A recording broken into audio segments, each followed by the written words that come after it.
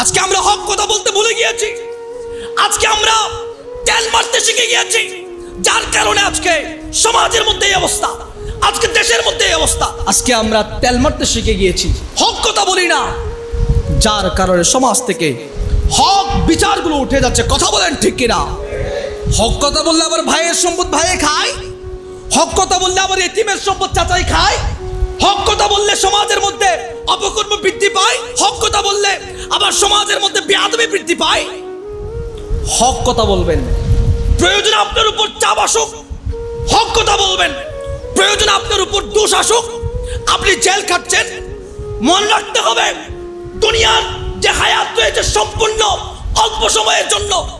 এই দুনিয়ার হায়াত, আপনি যখন কিয়ামতের ময়দানে যাবেন, আপনার এই ত্যাগের কারণে যখন আপনার ঠিকানাটা জান্নাত হয়ে যাবে, আপনি বুঝতে পারবেন এই পৃথিবীর জমিনের মধ্যে আপনার হায়াতের জিন্দেগিটা ছিল বিন্দু পরিমাণ। কথা বলেন ঠিক কিনা?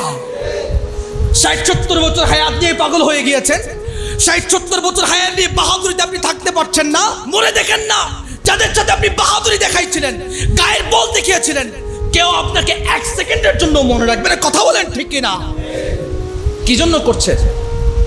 আল্লাহ আমাদের সবাইকে এই বিষয়গুলো থেকে হেফাজত করুক, আমিন বলেন।